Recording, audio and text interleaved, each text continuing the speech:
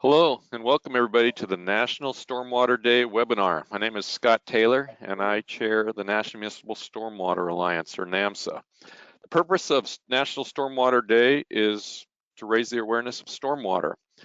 This is one of NAMSA's core mission elements. So today you're going to hear about what's going on with stormwater nationally and get some tools to help you promote stormwater at your regional level.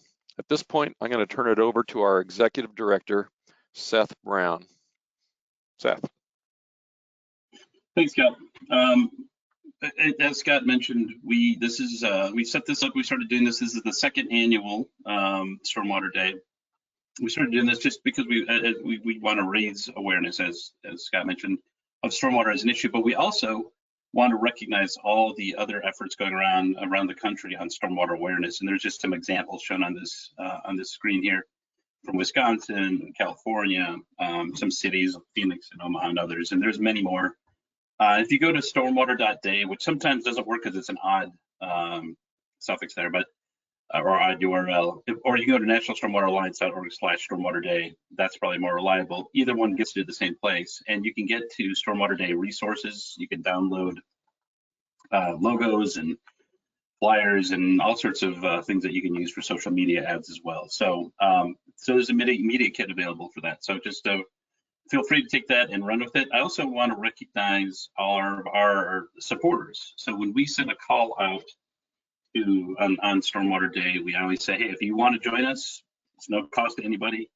Send your logo and we put it on the website. And so these are all the groups that sent us their logos. And if you want to send us these anytime, we'll update the website. It stays active all year round because a lot of these awareness campaigns around the country vary by time as well. So it's always Stormwater Day somewhere. You could think about it in that way. So I just want to recognize the supporters. And again, if you guys want, anybody out there wants to, whether you can see there's private entity, there's consultants, there's associations, there's even localities. Fairfax County is an example that's part of this. So if you want to send that along, we'll put it up there anytime. Just real quick about a background on NMSA. If you guys don't know about NMSA, we're the National Municipal Stormwater Alliance. We're a national coalition. We were established officially in 2018. We're a coalition of state. We started out as state organizations focusing only on the MS4s, the MS4 sector. We are now expanding. We've got affiliate members, which are like private members, and then we also have MS4s joining us directly as well. I'll show a map real quickly on that.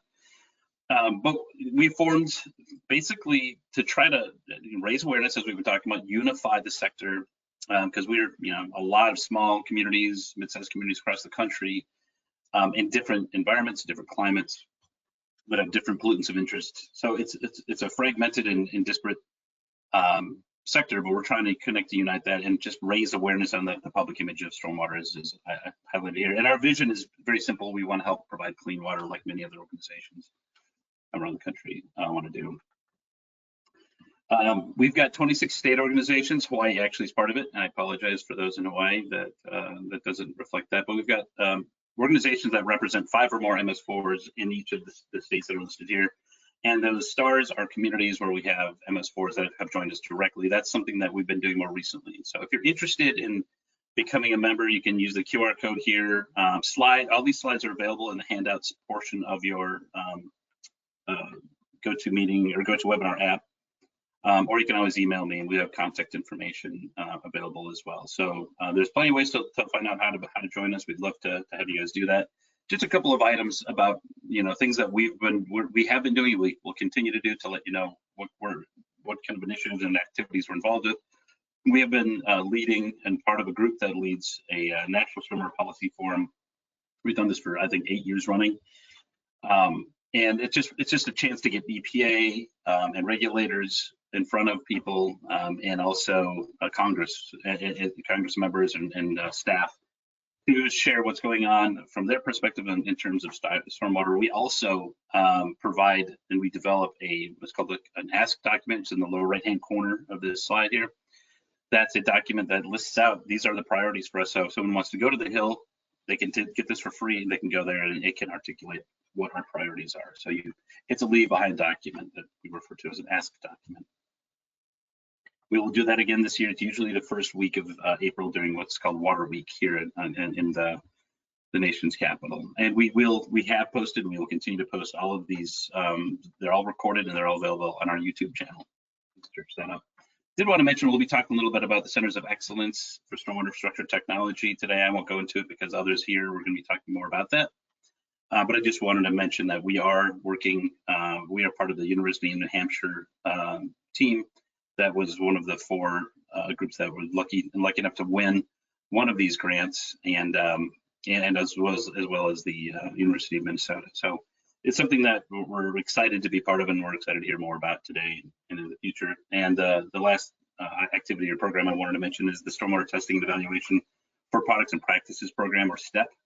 This is our most active and largest program.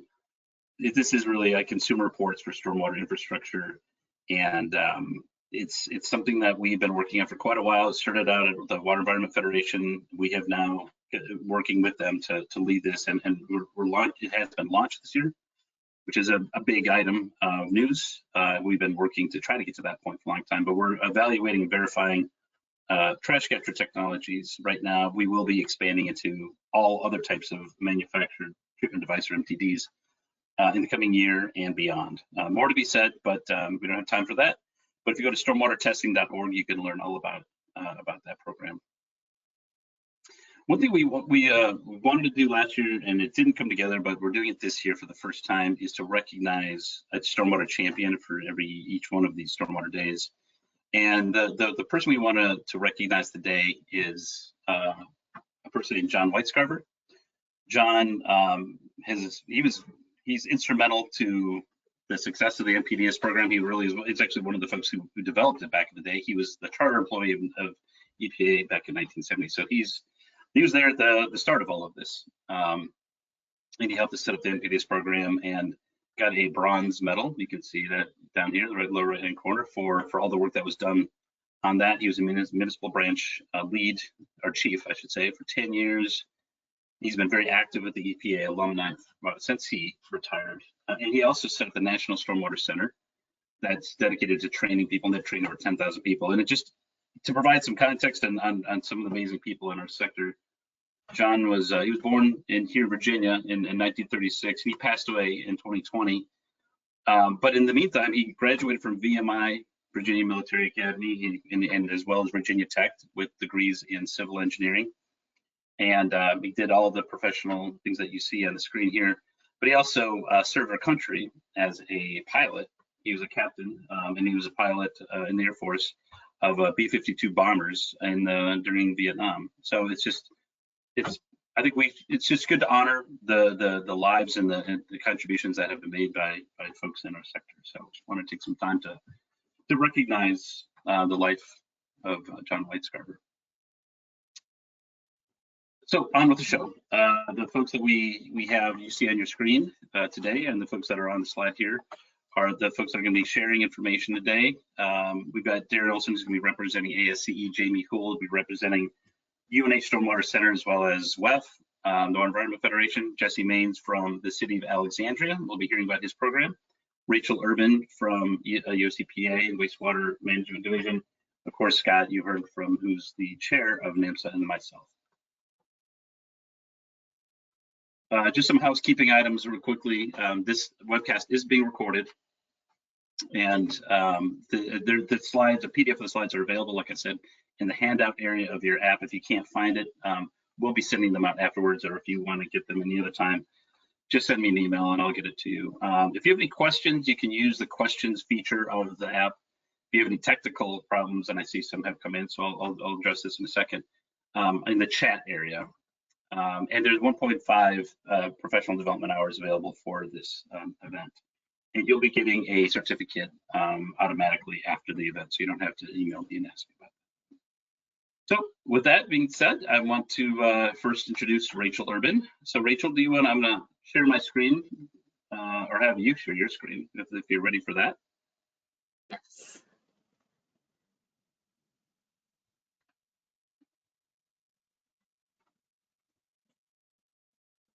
Okay, so Seth, thanks for inviting me, and I'm excited to celebrate Stormwater Day with you all today and taking a moment just to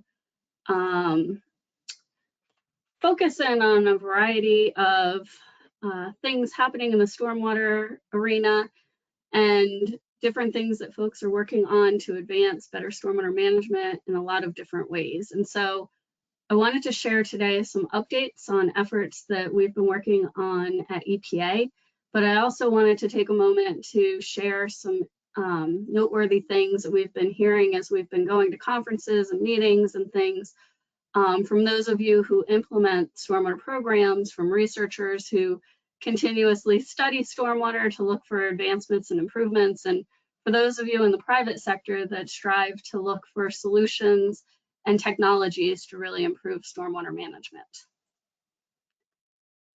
So I thought I'd start off today by talking a little bit about the Stormwater Centers of Excellence that Seth briefly spoke about. And EPA was authorized to establish this new grant program called Stormwater Control Infrastructure Technology Grant Program, really to establish centers of excellence across the country to perform research, provide technical assistance, support improvements in stormwater infrastructure that really protect public health and safeguarding the environment and increasing climate resilience. So just as an overview on the main topics that would be covered under these centers, really conducting research on new and emerging stormwater contaminants and infrastructure, technologies and different funding approaches, providing that technical assistance that I mentioned to state, tribal, and local governments, and then collaborating with regional institutions, among other eligible activities. So another award is related to creating and maintaining a national clearinghouse that would be populated with all the research and the best practices and the outreach from the centers of excellence so that it's shareable and can be easily accessible by others instead of just being within one center. And so it also would be promoted with other organizations so that all of the good information that's being developed through these centers really helps as many people as possible. So we did, oops, sorry guys.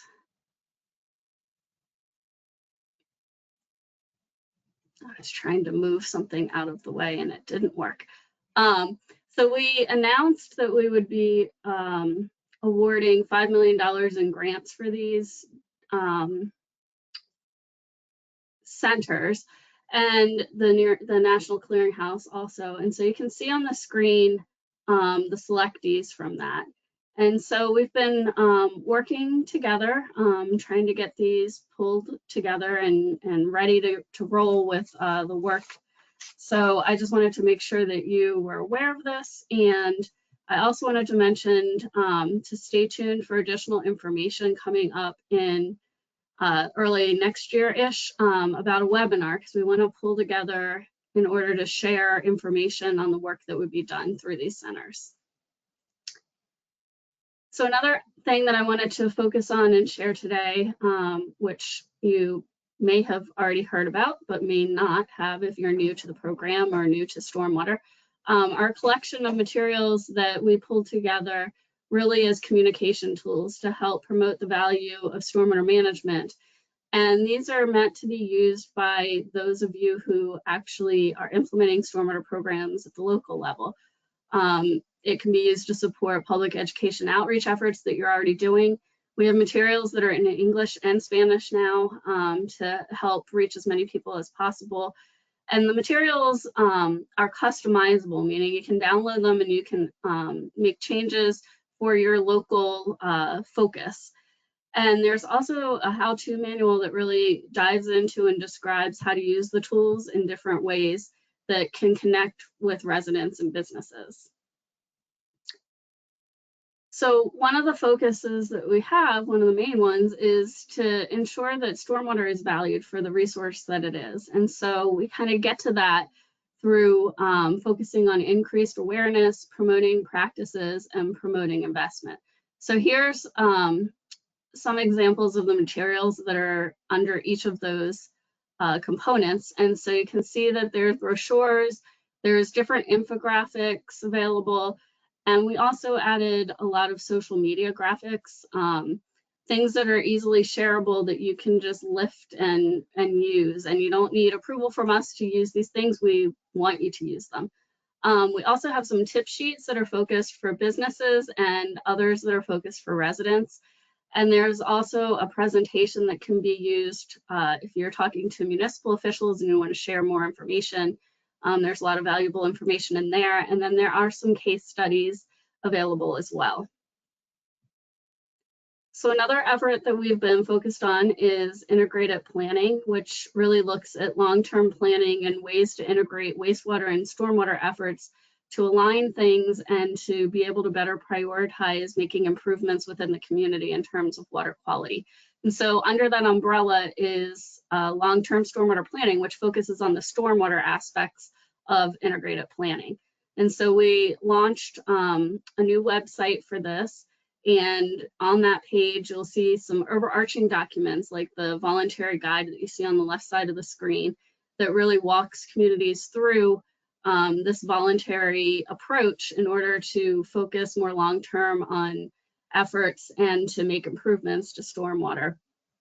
There's also worksheets that accompany that guide that really get at key aspects of the integrated planning process. And then we're working on a site suitability document that really goes through and takes some of the community specific pieces that we have and broadens it so that it's easy for other communities that we didn't work with to benefit from that in terms of looking for locations where stormwater management and green infrastructure could be incorporated into the community and benefit the community. So the main part of long-term stormwater planning really kind of walks through looking where you are right now, talking about drivers and relevant requirements that you may have that you're working towards, characterizing your existing systems, and then looking for opportunities and really analyzing those.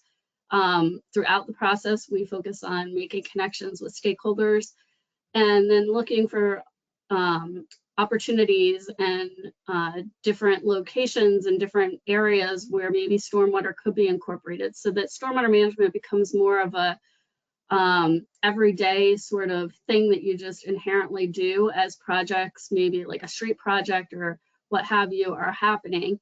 You're thinking and taking a step back about how to incorporate stormwater so that you do get more of a long-term approach that can really make improvements. And then, of course, moving toward implementation, making sure that we're measuring performance and adapting for success throughout the process. So there are some community-specific documents that I alluded to that also are included on the page, examples of plans that were developed, the site suitability analyses that I mentioned earlier, and then we have a couple specifically for Santa Fe that are related to incorporating green infrastructure into roadways, and then looking at opportunities for funding for stormwater.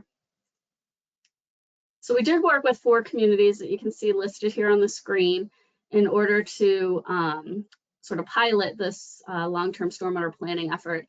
And what was really interesting is that they all sort of coalesced around similar topics. Asset management, looking for opportunities to incorporate stormwater, getting stakeholders more involved, looking for financing and funding options that could help support programs and advance the actions that they wanted to take, and then looking at development and redevelopment policies. So you'll see on the webpage that the information is also provided in a way like this in case any of these topics are things that you're interested in exploring further. You can get there pretty simply on the website. And asset management was one that we consistently heard folks talking about, and as we're talking externally to different groups, it is a topic that regularly comes up. And so I just want to take a moment just to kind of focus in on this a little bit.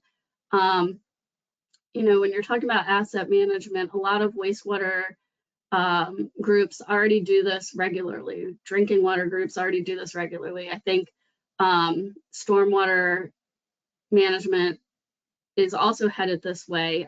Folks are very interested in ensuring that the decisions that they're making and the actions they're taking are data-driven, that they're being proactive and not just reactionary every time an issue comes up, that they're better able to really figure out and leverage resources to ensure adequate operation and maintenance is happening, and that people are able to identify and address issues faster so that they can really get and track those pollutant reductions that they're anticipating and expecting.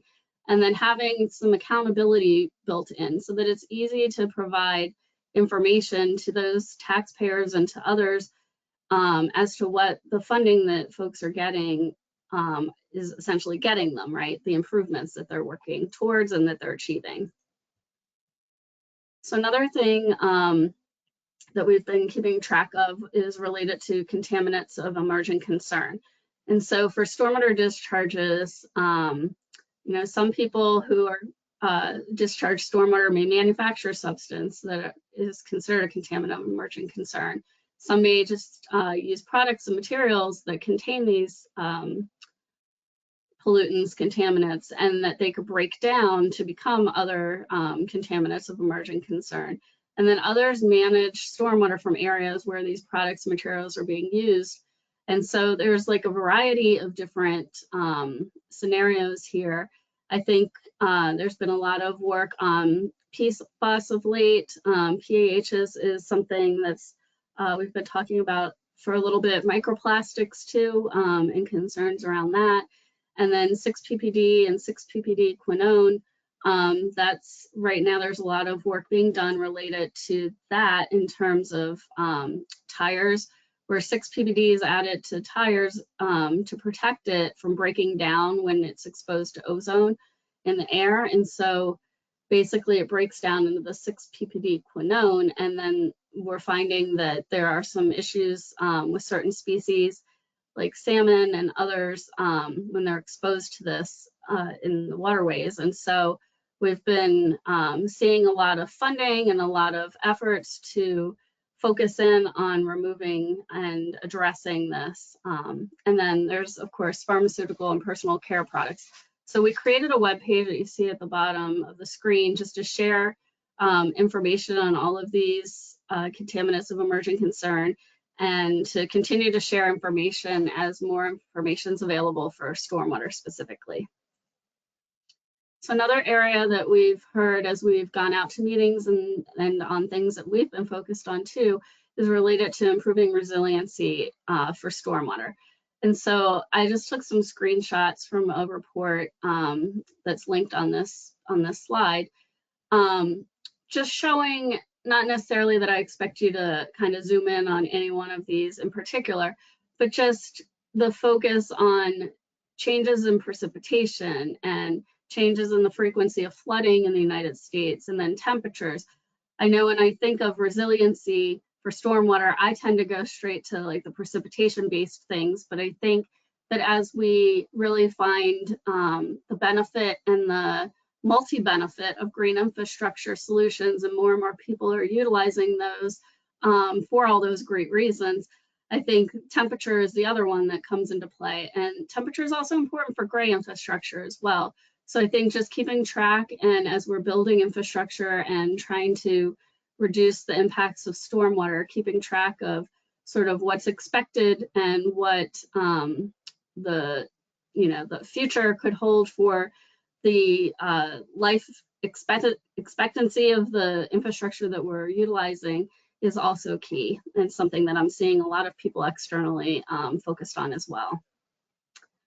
The other piece that I wanted to share is, as we go to meetings and to conferences, then there's a lot of movement in technological advances and innovations. And there's a lot of journal articles and things. So we're seeing all of this in the water space as well. And so I just wanted to take a moment to share some of those things that we're keeping track of and learning about, real-time control systems, sensors that can really focus on more real-time monitoring so the decision-making can be improved upon. And then we're starting to see and hear people using, excuse me, unmanned aerial vehicles or drones in their programs to enhance things that they're already doing to get a broader perspective on some of the aspects related to vegetation and other things. And then artificial intelligence, machine learning, in order to take, a lot of data that people are collecting and start to really piece together trends and information that could be helpful for making improvements to the programs. The other thing I wanted to mention is that there's a renewed focus on funding that supports stormwater infrastructure replanning, and these are just, I pulled together a few things related to technical assistance and a few things related to funding specifically that EPA manages. And while I'm not going to go into great detail on all of these, I just wanted to make sure that folks knew that there were a lot of different pieces available for municipalities, for communities to receive technical assistance to make improvements and get help on water challenges and build capacity, and ultimately look for funding sources that can help. And then there's always the Clean Water State revolving funds that are managed at EPA as well through the states. And so I just wanted to make sure that you were aware of all of these pieces. And then the last thing I was going to mention is the Water Finance Clearinghouse. This is a clearinghouse of a lot of different information, as you can see on the screen. And they added a filter that's so that you can get to stormwater and green infrastructure resources very easily. And you can also focus in on funding opportunities, case studies, helpful webinars and videos on different topics. There is a learning module on stormwater, and there's a lot of other information available too. So with that, I think I will turn things back over to Seth. Thank you. Thanks, Rachel. I do. We have not. We didn't envision taking a lot of questions, but please do provide your questions. If we can get to them, we will definitely do that. One quick question came in, Rachel, that I wanted to ask, which is if the specific applications or work plan proposals from the selected centers of excellence will be available. People are wondering, what are the specifics that these groups will be working on once that's on? And you mentioned, I know, a webinar coming up in 2025. Is that going to be what's going to be covered at that point? Yeah, I think during that webinar, we'd share more information about the work that the centers will be doing. I don't know exactly about the work plan itself. I'll have to double check on that part, but definitely more information will be shared about the activities being done. Excellent. Okay. Thank you, Rachel. Thanks for that information. And we'll be hearing more from EPA, and as a organization that works with EPA to try to get information out and explore different topics, and we appreciate the partnership and support that we get from your group, Rachel. So I appreciate that. We're going to be moving on to Jamie Houle, who's the Jamie. I'm going to make you the presenter here. Jamie is the director of the New Hampshire Stormwater Center, and he's also the vice chair of the West Stormwater Community. He's also the vice chair of NPDES. So wearing several hats here, Jamie. But if you're ready to go, then take it away. All right. Can you see my screen? Absolutely. Looks great. All right. Perfect. Well, thank you very much. It's a pleasure to be here and a pleasure to be celebrating National Stormwater Day. I'm one of those who feels like every day is Stormwater Day because that's largely what we do, but it's great to have the recognition and be able to acknowledge all the work that's going on throughout the country and throughout the different communities that are engaged. I just want to briefly open up about the University of New Hampshire. We've been doing this since 2002. We conceived the concept of developing a center that could test a lot of these emergent technologies, and we've been successfully doing that, established in 2004. So the last 20 years we spent accumulating lots of research, and our organization was largely founded to assist some of the, I'd call them the Phase II communities, so the small MS4 communities, of which, at least in New Hampshire, all came in under Phase II. So that was our direct mission and objective, is to facilitate the transfer of education and improve technologies to better manage stormwater. And to date, I think we're most proud of the number of students that we've educated and released upon the world, and also the number of professionals trained. We do a stormwater certificate course through our professional development and training, which the objective is to increase the expertise of the workforce around stormwater issues. If you're not aware of our facility, we have a field facility that, again, was designed in 2002, constructed in 2004, and the premise was to be able to test these systems in parallel with similar influent water quality. We've recently and just commissioned, as of October, a new site where we kind of forensically deconstructed our existing site, and that report I'm working on now.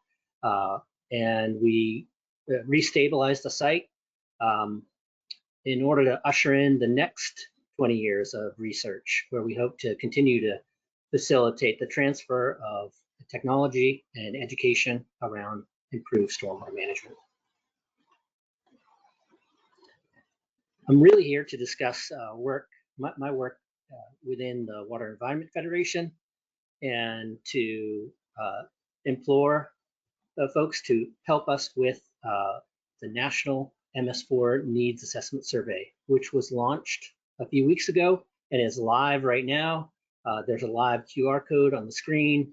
I'm also trying to provide the link. Hopefully, maybe we can facilitate. I sent Seth some links, live links, because I know it's hard to copy and paste and remember this complicated URL. But the survey that's run by the Water Environment Federation and has been for the last 4 years really aims to advocate kind of closing this gap that we know exists between the funding that we need and the funding that we have. And so more information that we can get and provide can help bolster the need, at least congressionally, for continued increased funding. And really happy to see the increases in funding around this important issue that we've seen over the last few years, as evidenced by the Centers of Excellence. I think it's a need that has been well established, and we're really happy to see it come to fruition. So please, if you are a member of an MS4 community or a consultant or a professional organization that serves MS4 communities, please download this link, fill out the form. It's about 41 questions. It takes approximately 20 minutes, and it's done on SurveyMonkey, so it's pretty easy to get through.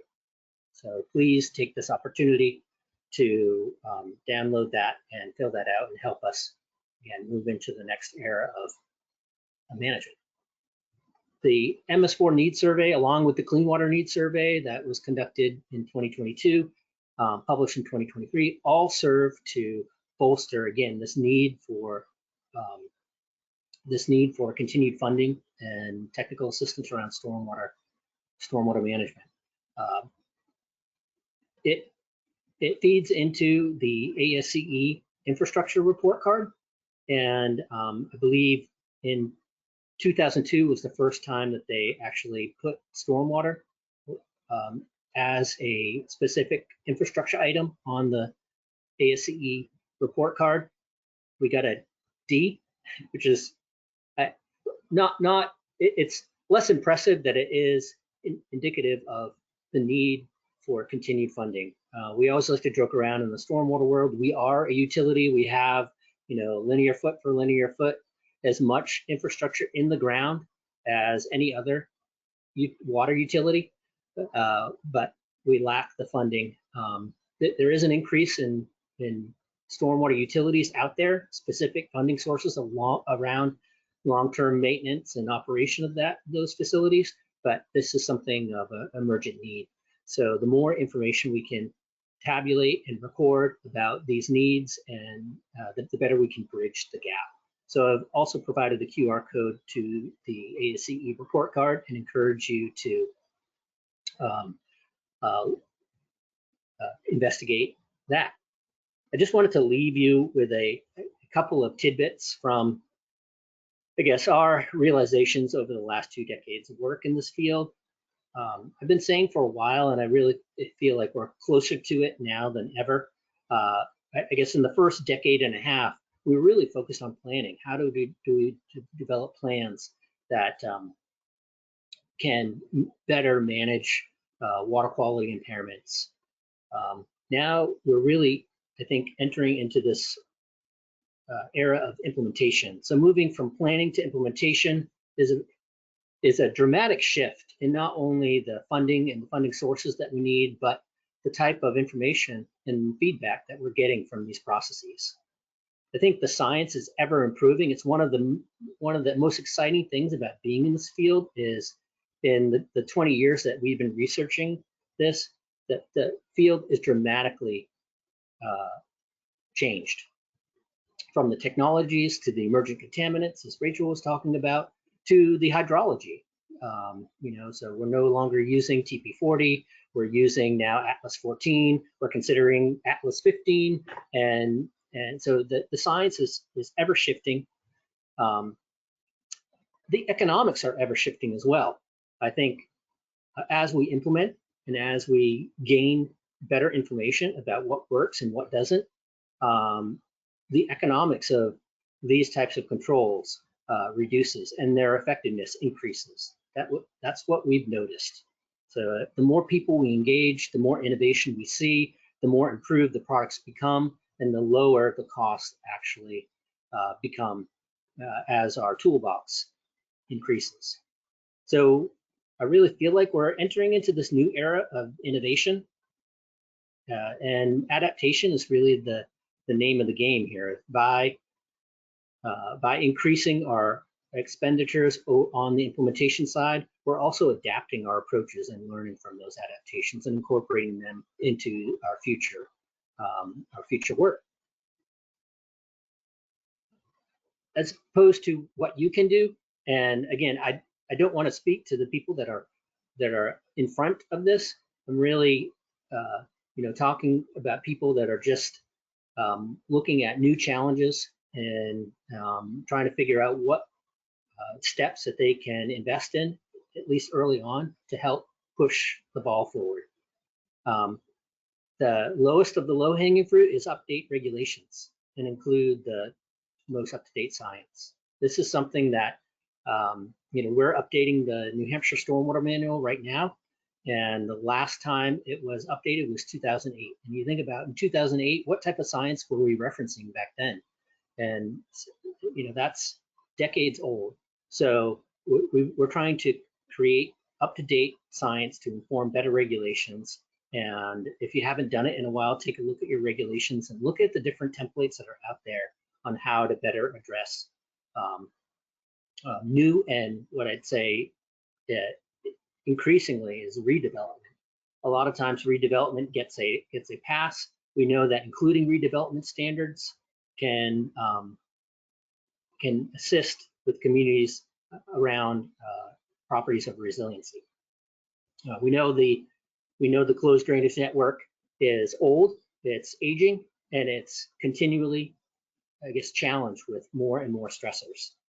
So whether that's from increased development or changing climate, the stresses aren't reducing, so they're increasing. So by incorporating redevelopment, we can increase the resiliency. I would say non-structural controls are a great place to start. And by that, I mean cleaning catch basins, sweeping streets. There's emergent research out there that really show the huge benefits of sweeping streets and how that developing these operation and maintenance programs can not only maintain your existing and future infrastructure longer into the future, but can really restore the capacity of your existing closed drainage network. So great things to invest in, good jobs, and also highly impactful. And the last thing would be to implement as you have the ability to comprehensive retrofit. So retrofitting the built environment, again, to increase resiliency, improve water quality, and reduce the volume of water and the peak flows of water making its way to the drainage network that's already challenged. think that is all I really had. So thank you for your time and happy National Stormwater Day. Excellent. Thanks, Jamie. Couple quick questions have come in. I wanted to move out a little bit of time to discuss that, I think. The first is a question came in about the results from previous year's surveys and whether they're publicly available. And just I wanted folks to know, I put in the chat and in the question area the link to the website that has not only the 2022 survey, which is the most recent, but also going back to 2020 and the 2018 as well. So there's a ton of information out there. I think there's also some presentations that were made. I don't know if those recordings are available. I think we might have them on our YouTube channel. Also on the URL at your website is a data dashboard. So folks can go there, and it's a way that you can look around at different parts of the country. You can actually, I think we can't get down to the state level, but at least the regional level, to look at what are the, how do the responses come out in terms of like the Southeast or the Pacific Northwest, and in terms of questions like what are the needs, what are the bigger drivers, what are the, the funding needs in these different regions. So it's an interactive component. So hopefully you guys can all see that link that was provided, and it's something that's really, I think it really provides, makes that data really, available for you to slice it the way you want to. And that goes back, again, multiple years as well. So you can look over time as well as look over space. So wanted to bring that up. Jamie, anything else to add on that about moving forward, or any other information that I forgot to mention here? No, the only thing I would say is every year that we do this, the more information we get, at least about the evolution of these programs, like the longitudinal impacts of how people's opinions are changing, how funding sources are changing. And we've seen a lot of increase in access to funding over the last few years. So it's interesting to see how this changes over time. Yeah, that's true. That's one of the benefits of doing this in an ongoing fashion, and it's open right now. Correct. The survey is open, and we're looking for folks to. And we've always been a supporter, and NPDES has always been a supporter. We will continue to be a supporter and try to get the word out to everybody. But it's really important. Last time I think we have 47 or 48 states at least. And this is, I just want to mention, it's the only statistically significant survey of its kind that's been done in multiple times now. So it's really important. I appreciate those who do respond, and we're looking to get even more responses in the future. So thanks for that. I did want to ask one other quick question. There was a question about, do you have any studies on street sweeping available? And if you want to post that in the chat area, or if you want to send it to me, I'll put it in the question area. But are those available at the university's, the Stormwater Center, the New Hampshire Stormwater Center website? Yeah, I will send you the link. We just released a pretty comprehensive study on the tails of Bill Selbig. You might know Bill Selbig. He's a USGS researcher out of Wisconsin. He really started the whole movement. And back in 2016, they produced a pretty comprehensive study around the fact that about 60 to 70% of the actual nutrient load in northern climates deposit during the fall. And it really kind of has reinvigorated our look at how we sweep streets as a first offense against pollution prevention. So we just completed the study too, and we're advocating for new credits around street sweeping activities, and I'll send that to you, Seth, to post in the chat. Really that's exciting great. And I think that's not just about the technology, but also about how do you implement the program, right? Just getting getting a truck and running it down one street doesn't do it, right? I think it's more about the implementation and the method than it is about the technology, because our intuition early on was that we need high efficiency vacuum sweepers. And what we're finding through our study is that that's not the case. I mean, many communities are experimenting with how they're putting this together. You can have mechanical street sweepers. You can have a team of staff with blowers. You can run behind with high efficiency vacuum sweepers. These technologies really work in tandem, and it's really about how you assemble your team and how you're able, what works for your community to pick up the leads. So as long as you pick them up, we care less these days about how you do it and more about the volume and Yeah. the materials that are cleaning. Yeah, there's different drivers in the Southwest. It might be air quality as much as, so there's obviously different, it's not, and I know that's why we need, again, from the national perspective, we want to look at research that's being done in one area and how can we apply that other places or differentiate in different regions as well. So appreciate there's other questions coming in, but we got to move on to keep things going. So Jamie, I appreciate your comments here. And our next presenter is Darren Olson, and Darren is with he's with the Christopher B. Burke engineering consulting firm, but he also plays a significant role with ASCE and the Committee on America's Infrastructure. You're the chair, and you're going to share some information about the report card, and it's great that you're going to talk about some of the state report cards as well as the national report cards and where we're headed in the future. And I know you can't give us the definitive grade for this year, but you can't put it on the screen, but maybe you can say something to us. You can give us some kind of hints. That'd be cool. We got to go somewhere, but anywhere but up, right? So I'm going to make you the panelist now, Darren. So I'll all right. And let me know if you have any problems with this. Yes, Seth, I've been sworn to secrecy on the grade, so I have to start with that. Let me make sure I've got. And you're sharing your slides perfectly, so it looks great. So right. We won't press you any more on that grade. Okay. Let me get my slideshow started here. Yeah, take it away. Okay, so thank you very much. I'm honored to be here on behalf of ASCE for the America and with the American Society of Civil Engineers for this monumental day in stormwater. Did it not advance? Not yet, but it lags a little bit, but it's not advancing now. But if you have any problems, I can share my screen. So just let me know if you want to start doing that.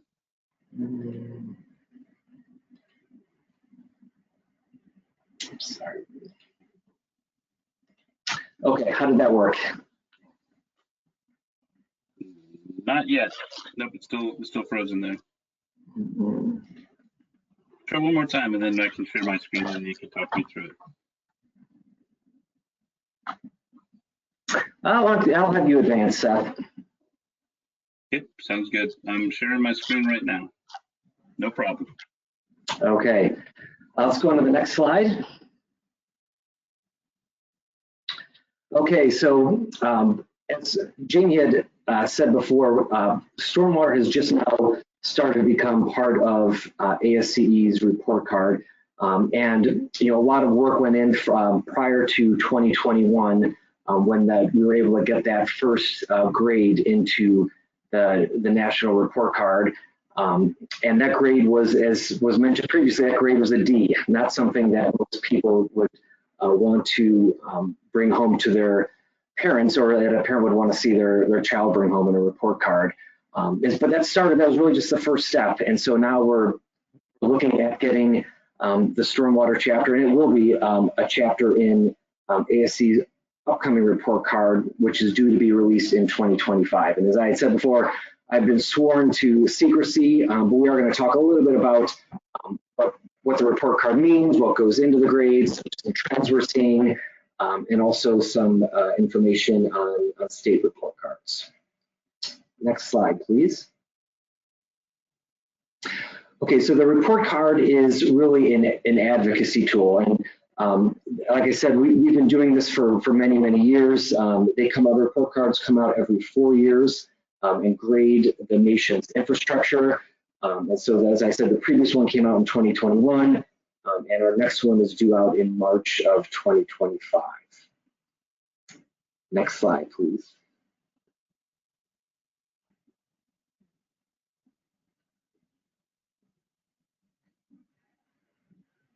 Sometimes it lags, so there we go. Sorry about that. Okay, so what are these report cards? These are primarily advocacy tools. So as engineers, we just like you do, we meet with our elected officials, and the report cards are really a great way of us having a tool in our hand that allows for us to advocate for all parts of infrastructure and for many needs that infrastructure has. But one of them as we all know, and especially in stormwater, is funding for infrastructure. These report cards are data driven, and so we're mining in all of these different infrastructure categories. We're mining publicly available data, but they're not technical white papers. They're not asset management tools. We're not looking at a specific bridge or a specific reservoir or a specific storm sewer. We're looking at these categories in general and also nationwide. And really, they're intended for all audiences. They're intended for engineers. They're intended for our elected officials. They're even intended for the public in general to be able to understand what is the state of our current infrastructure. Next slide, please. And we do this in a very methodical way. And for each of the, in this case, it's going to be 18 categories of infrastructure. We look at these 8 different criteria, and we're going to talk in a couple of these in a little bit more detail. But we look at capacity. What's the capacity of the nation's stormwater infrastructure? What's the condition of our stormwater infrastructure on a nationwide basis? We all know what the funding looks like. What does the future need look like? Maybe with climate change. How are we doing on operation and maintenance? How does our stormwater infrastructure affect public safety? Resilience in stormwater infrastructure, that certainly is a topic that we're all familiar with as we're looking at these more intense storms, even those that were seen this past few months ago in places like North Carolina. And finally, how are we innovating? Much like we're talking about today, how are we innovating in the field of stormwater to help us better improve the nation's infrastructure?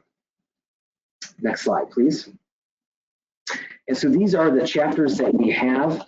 We see stormwater there outlined at the bottom. There are 18 chapters and a new one that we won't talk about today, but a new one that we will be seeing in our report card in 2025 is broadband. That is certainly, as we've gone remote, many of us were remote, back to work, but our connectivity is certainly playing a huge part, really in all parts of our lives and our infrastructure, including stormwater infrastructure. Next slide, please. And this is an easy slide. So this is something that we're all familiar with. And it's the grades themselves. And what do these different grades mean? They mean a little bit different here in our report card than they do maybe in the report card that your child brings home from school. If we had an A in infrastructure, it would be exceptional, not just now, but also exceptional and fit for the future.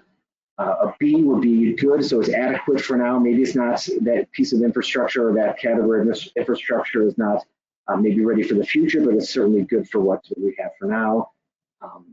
A C grade is mediocre, probably requiring attention. Some of those criteria probably aren't where they're supposed to be, but it is mediocre. And then we get into the lower grades for and the failing grade, which is at the bottom there. Next slide, please. So this is showing our 2021 grades. Again, we're not ready to be able to disclose the 2025 ones, but 2021, we see these, at this point, we had 17 categories of infrastructure because broadband wasn't added yet. And we see the varying grades here for aviation, from bridges, schools, solid waste, and then we see our stormwater grade. And this was the first grade that we had. It was a D, and certainly again it's not where we want it to be. But I think if we all kind of envision those different criteria and maybe what the funding looked like back in 2021, what some of our resilience, our public safety, the grade that we ended up with for stormwater back in 2021 was a D. And so now what I'm going to talk about a little bit is some of these trends that we're seeing in a couple of the different grading criteria for stormwater. So we're going to kind of do a little bit of a peer into the under the hood here for stormwater. Next slide, please. So one of the criteria that we look at is operation and maintenance. And we talked previously about how many MS4s that there are, and really when we think about who's operating and maintaining stormwater infrastructure, it's going to be the MS4s. And so we have over 7,000 MS4s if you look at the Phase I and Phase II. But the WEF survey gives us a lot of information on what those MS4s are doing. And how many of them have asset management plans. This is something that Rachel had talked about, and it's something that we see is so critically important in being able to operate and maintain your stormwater system, is having an asset management plan, knowing what you have out there, what's the capacity of that. And so more Phase Is than Phase IIs have asset management plans, but this is probably in some cases, like for the Phase IIs, we're less than half, maybe a third of them have asset management plans. That's something that we see that's going to need to increase, and it's starting to. When we look at like maintenance plans, the maintenance plans are starting to increase, but ever so slightly. When we look at MS4s from 2018 to 2021, how many have a maintenance plan, and that's increasing just really ever so slightly. And asset management is just so critical. Rachel had talked about this. We see so much of it on the wastewater side and on the water side, but not so much on the stormwater side yet. And that's really something that's got to occur. And it's not just the outfalls that have to be mapped, but really mapping all of the assets. And Michigan's Infrastructure Council is one of the statewide agencies that has really gotten into asset management. Seth, if you could go to the next slide here. There's some information that ASCE has on promoting asset management. We developed a Changing the Infrastructure Equation, really a white paper on asset management back in 2019. And I won't go through all of this, but really talks about getting these state and local commissions together to promote asset management, creating funding for asset management, and then also requiring asset management. And it's going to be, this is something that we're seeing in transportation. We need to start seeing this in stormwater as well. Next slide, please. Looking at funding, at future need here first, ASCE's Bridging the Gap report looked at, what is that funding gap over the next 10 years? This is for water infrastructure in general. It's $1 trillion is the gap that we're looking at in water infrastructure. And that's assuming that IIJA is continuing, which as we see over the past week or two, that may be unlikely. WEF's 2022 Stormwater Needs Assessment is a huge tool that we use for the stormwater chapter. We see that the yearly funding gap for MS4s is $6.2 billion. US EPA's Clean Water Needs Survey looks at 20-year needs. In 2012, that was $23.8 billion. In 2022, this report just came out, that ramped up to $115 billion over the next 20 years for stormwater needs nationwide. And then we look at certain states, and Texas is one that is doing their report card, and looking at what the Clean Watershed Needs Study has for Texas. When we look at what's needed to resolve and to add capacity for urban flooding, it greatly exceeds what some of these studies indicate might be needed. So Texas is one of these states that's far ahead. Certainly after the recent hurricane experience, they looked at what's needed statewide in Texas, and they were looking at $54 billion needed statewide to address their flooding issues. So next slide. Funding, and this was touched on already, so I'll just briefly go into the funding. IIJA was certainly a generational funding package for infrastructure, and is something that American Society of Civil Engineers supported wholeheartedly, but it's really just the start of what's needed for our infrastructure.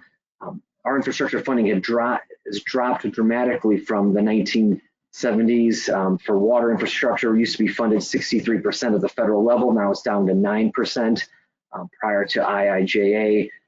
And when we look at IIJA and that that chart there, so much of that funding was surface transportation, and the water sector got really 8% of that, and then the stormwater got a percentage of that. So we kind of got a small slice of the pie of that funding.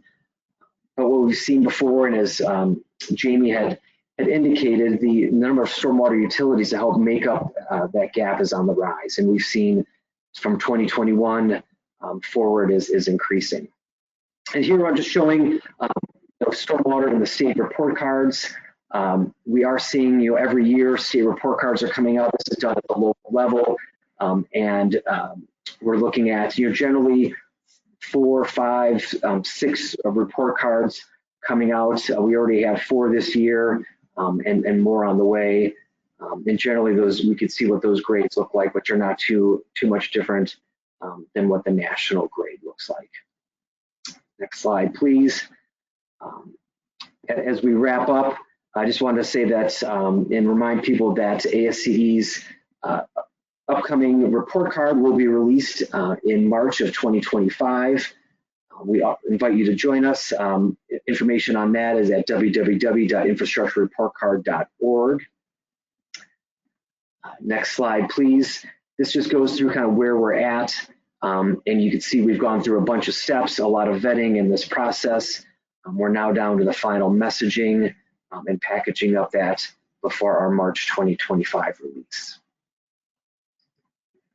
I'd like to thank those that have been involved. I put WEF up at the top here. Really their work with this MS4 needs assessment is really what had helped kick this off several years ago. So I'd like to give them, got them up there at the top along with the US EPA. So thank you for that. And finally, we talked about this before, bridging the gap. ASCE's, our advocacy on infrastructure just isn't limited to the report card, but we put out all sorts of reports talking about what our funding gaps are across all sectors of infrastructure. This will be particularly interesting now that the things have changed. We'll be changing here very quickly in Washington, and what that means for future funding for infrastructure. And with that, I would like to say happy Stormwater Day, and thank you very much. We have some information here for those that are interested in talking more on report cards and advocacy at the state and local level. Thank you so much, Seth. Thanks, Darren. That was a great overview. And before you go, first of all, I want to mention I appreciate highlighting the data from the WEF survey and how that drives. I remember we were working with WEF back. We're trying to work with ASCE, and then ASCE's like, hey, we need data to be able to include them in the infrastructure report card. And that's the kind of data that we need at the national level to start advocating better for our sector. So that's a great story, and that's going to continue to happen. Also, just real quickly, a question came in that asked about, does ASCE have any data down at the local level? Is anyone getting an A, or is it just terrible across the board? Any quick thoughts on that? Yeah, so if you would go back to the slide, generally stormwater nationwide is at a D, and unfortunately, all the report cards we're seeing that coming in from the local levels are down at that lower level. Still lots of C's and D's, primarily because what we're seeing at the national level is that the funding and emphasis on stormwater infrastructure just is not there yet. So that's what we're hoping to change with the report card. But the most local that you get is at the state level, really, more than anything else. So that's the most granular level you get at, right? Exactly. Okay, great.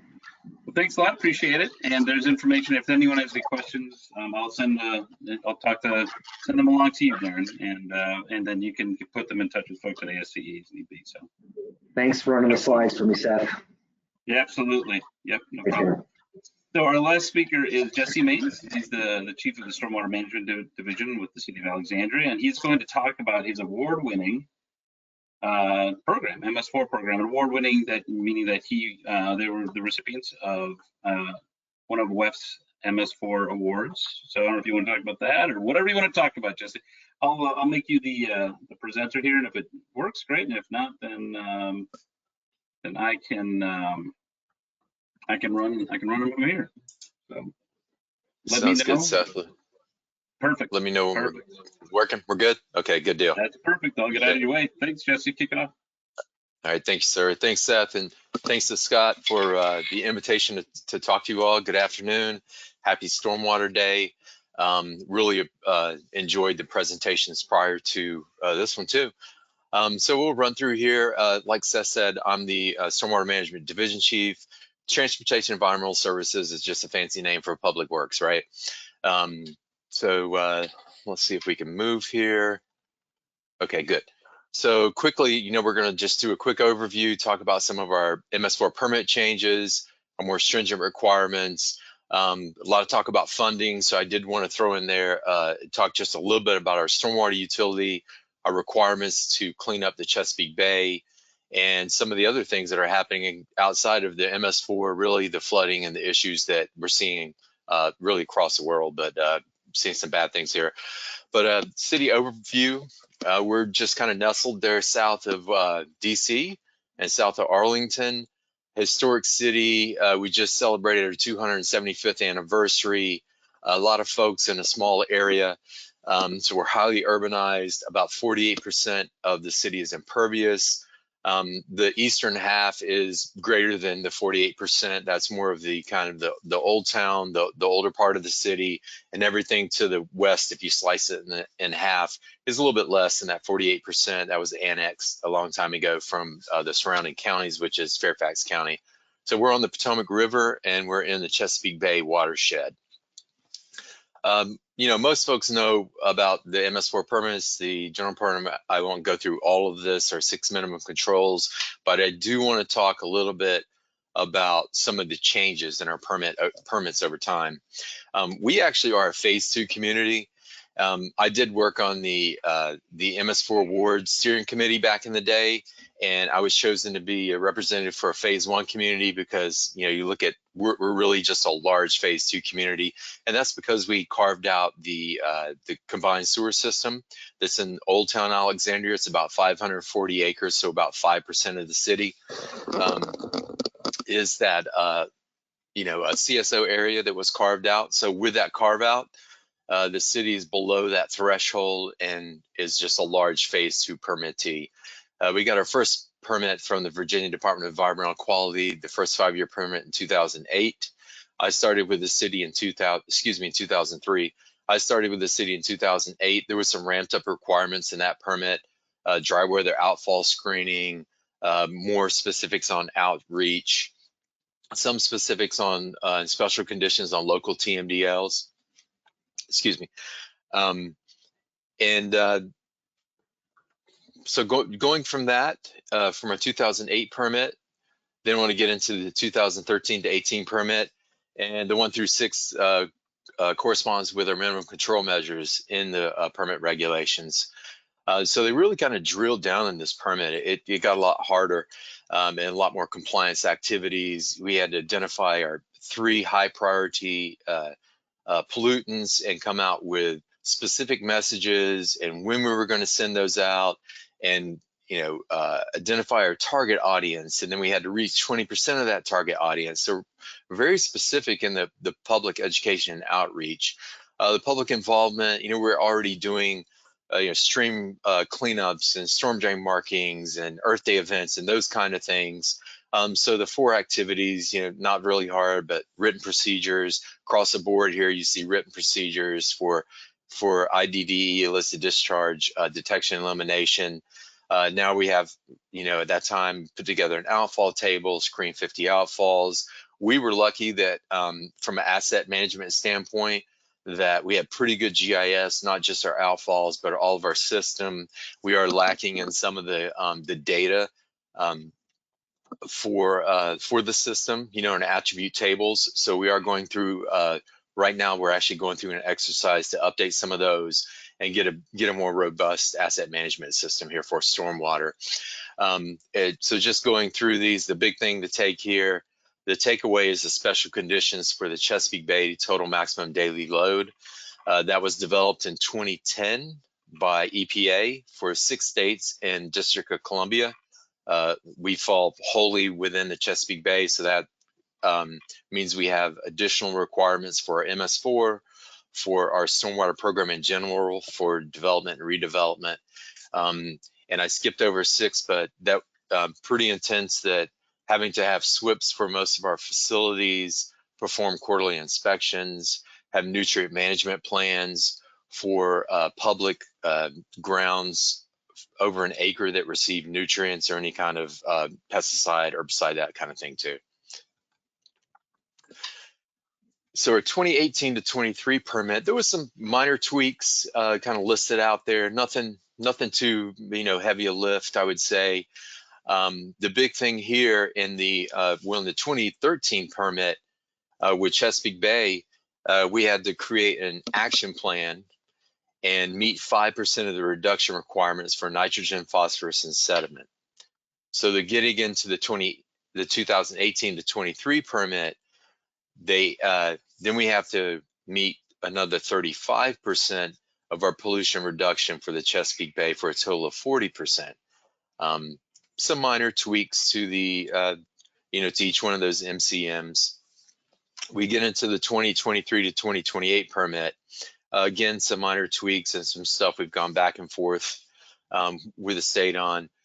But then our action plan to meet 100% of the bay reductions required in this permit cycle by 2028 to have met that 100% of the reductions that were given to us in the beginning of these 3 permit cycles.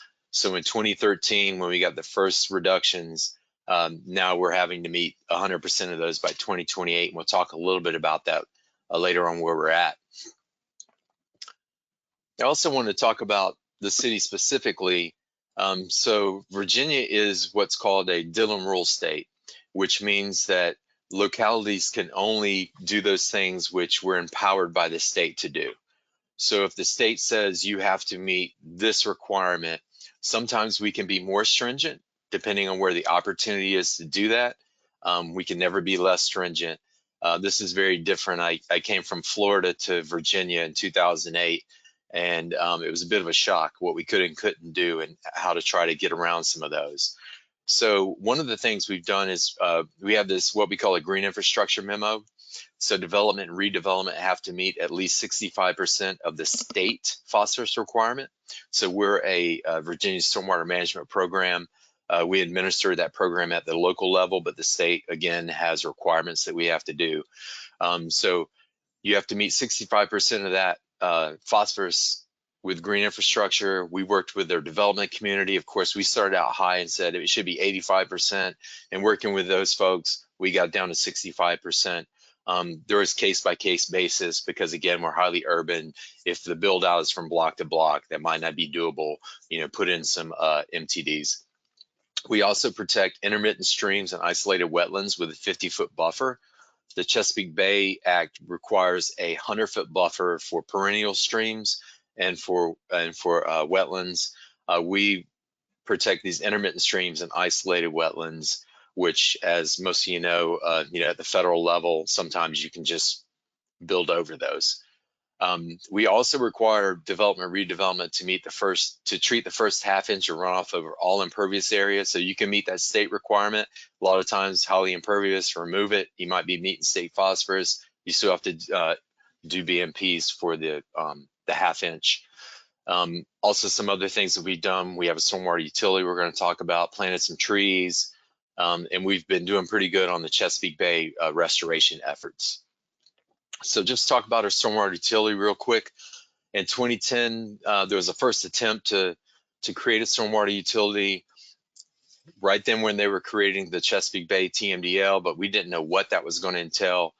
So there was a big focus on flooding with this when it started out in 2008 to put this together. Went to council in 2010, they shot it down. Instead, there's a half-cent set aside from the real estate tax, which generated about $1.2 to $1.7 million because of the increase in property values. So with the Bay TMDL came around, we put together some numbers, what we thought it would cost, and we used those numbers and going back to our council again and putting the stormwater utility framework together. and really to focus on the Chesapeake Bay requirements in our action plan. So our non-residential is a variable fee, and then our residential is that fixed fee based on type of property. And not to go into it too much, but just to say, as other folks have said, you know, we need funding, and I'm sure folks on the line here are struggling with funding too. So with the Chesapeake Bay TMDL, already went through this pretty much. You know, this is what we were given in pounds to reduce per year. In our permit, we have the 3 permit cycles. We're currently in our phase 3. Our overall strategies of, you know, redevelopment stormwater facilities, you can count those as credits, if you will, toward the pollutant reductions. Doing some pond retrofits, stream restoration. We've done one. There's been a bunch of blowback from the community, so we're kind of out of that business for right now. Green infrastructure, outfall rehabilitation, and pretty cool thing, I'll have a link in one of these other slides about our Alex Renew is our wastewater treatment authority. Back in the 40s, 50s, the city decided to create an authority for wastewater, so we don't run the plant, but of course ratepayers are here in the city. There's some requirements to build tunnels and storage tanks, facilities that are going on, should be completed by next year, to capture and then treat that that combined runoff. And when that's done, the credits generated past what the wastewater treatment facility needs can be traded to the city for reductions for the Bay TMDL. So this is just some of the projects that we've done. We did a retrofit. Lake Cook was basically a fishing hole that the state stocked with trout and some other fish. Annually, they still do that, but now it's a highly functioning level 1 pond with a nice forebay, nice amenities. And that's kind of what we've tried to do in all these projects that we have here, from the Ben Bremen Pond retrofit, Lucky Run stream restoration. And so these are highlighting some of the big ones, but we do have some other small projects that we've done to meet the Bay TMDL. So here's where we're at. We started off in the first phase with phosphorus being the keystone, at 40%. So what we wanted to do is have a really aggressive internal schedule to meet, so that we get ahead of this 5, 35, 65 for the 100%, knowing that's going to be a big lift and ramp up. So we're in pretty good shape here. In the phase 3, we've met 100% reduction for phosphorus. You don't see sediment in here because the EPA allowed the state to take that out, because really, as we know, when you target phosphorus, you're really targeting sediment. So we have about 20% to go after everything that we've counted so far. But then looking in our, if you take a look, I think it's at this next slide here, when our strategies for phase 3, that with the strategies that we have that will come online during the 2023 to 2028, we'll have about 8% nitrogen left. If we're still at that 8%, then we'll use the Alex Renew bilateral trading. Our hope and our focus has always been to meet these requirements with facilities, not purchasing credits for, on the market for something that's done out in the western part of Virginia, but to do things here locally to protect local water quality and to protect, the Bay at the same time, the local streams, Potomac and the Bay. But if we need to, we will count that. We will put that in our ledger. Those are annual credits that are accrued from, DMRs at the wastewater treatment plant to see how things are functioning. But our hope is that through some of our other strategies that we can get there without using that. So we kind of look at those credits from the wastewater treatment, the tunnel projects and the storage projects as a backstop, if you will. Which gets us into flooding issues, really, right? So when we talk about where we're at right now with Chesapeake Bay, and we're pretty close to our requirements through 2028, but we know And we're getting every indication from EPA and other sources that, they're going to do some more model runs here in 2027, and it's going to include climate adaptation, climate change, right? And so while we've been doing all this good work on our MS4 for water quality and for the bay, we started experiencing some flooding here. And it really has been ramped up since July 8, 2019 was one of our big ones. 2018 was a really wet year, over 20 inches over normal. We get about 40 inches in Virginia. So it was really wet that year. 2019, we had this regional flood in July. The next year in July 23 of 2020, a really localized flash flood. I actually talked to one of my colleagues in Arlington. The next morning, I was kind of hanging out that evening. The rain started that evening, and I said, I better go to bed because it's going to be a tough one tomorrow. And I talked to one of my colleagues the next day. We're jumping around trying to take care of stuff. They had nothing in Arlington. As you saw, that's just north of us. So it was very localized, heavy storm, almost 80% of our monthly average in half hour.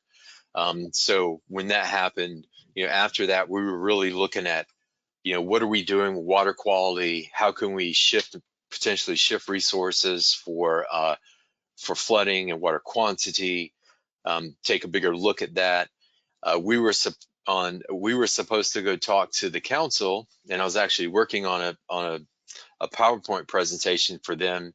We were going to go in October and have a discussion with our city council about the flooding and what's going on and what we think we should do when we got this regional flash flood on September 10th.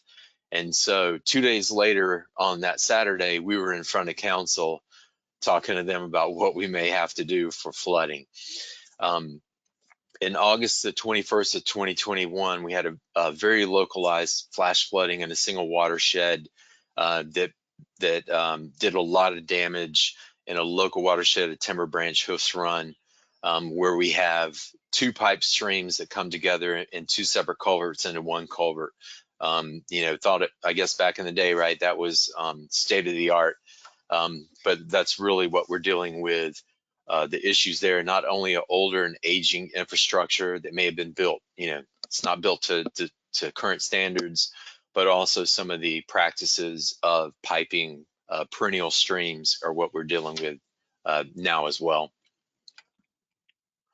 So in response to that and talking to the city council, we put together a strike team, cross-functional interdepartmental strike team, created this matrix organization, really enhanced our communications, hired some new people, hired a dedicated communications officer, created Flood Action Alexandria, branded it. We deployed some more rain gauges so we could have a network that was overlapping and we could see what was going on, along with stream gauges that we have.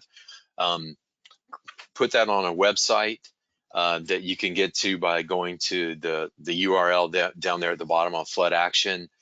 So the public can actually go on that website. I probably should put some screenshots in here. They can go on that website, take a look, and see what's going on with these rain gauges. We have a gauge on that culvert that I was talking about for Hoofs Run, and you can really see what's going on there as well. We created a flood mitigation grant, which is a local grant, up to $5,000 match for folks that will do eligible floodproofing practices on their structures. And right, so they can spend up to $10,000 and we will match up to $5,000 for that. We just tweaked it last year that if you're an association like a HOA, a condo association, then you can get up to $25,000 match, because we're seeing folks putting in some of those barriers, for underground parking garages, and those things are very expensive. So we wanted to up that and provide a little bit better incentive for associations. One of the big things that we did have to do was reprioritize our funding, like I was saying, right? So We had this focus on water quality, which is the second set of bars there in the graph. We were spending about $17 million in our 10-year plan, our 10-year CIP. We had dedicated toward water quality projects. And so that got shifted. Excuse me, we had 51 and it got shifted to 17. What also got shifted was our capacity projects. We had some, smaller flooding projects, about 19 million.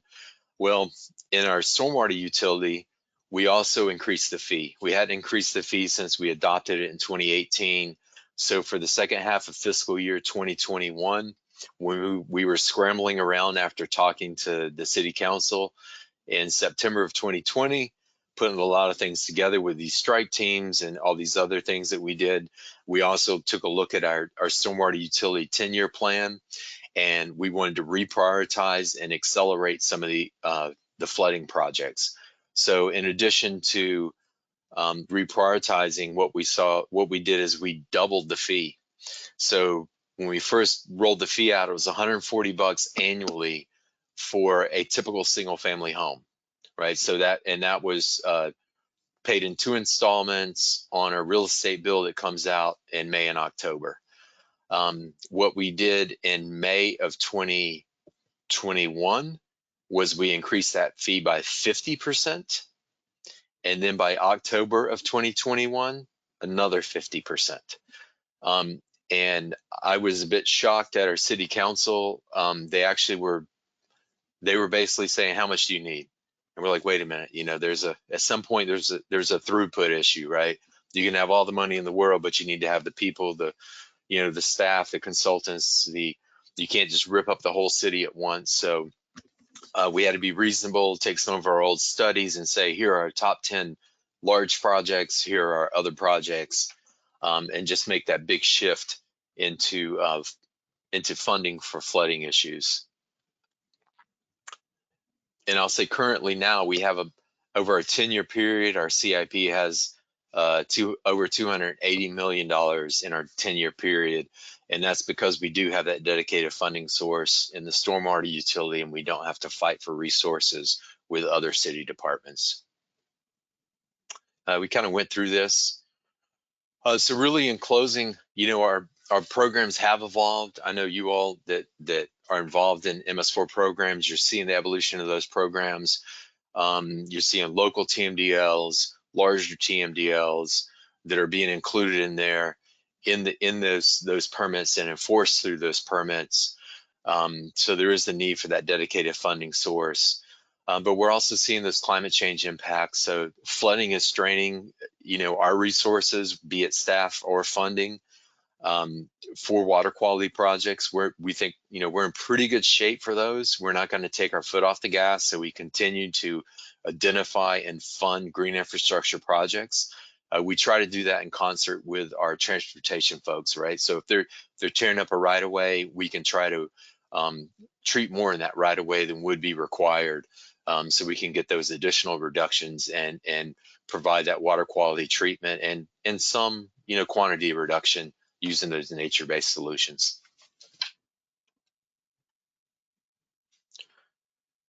So right. I know that was pretty quick. Yeah, no, thanks, Jesse. And we're almost out of time, but did want to mention that there was a couple of, well, first of all, someone noted how cool your Miles Davis poster is back there. So that's pretty cool.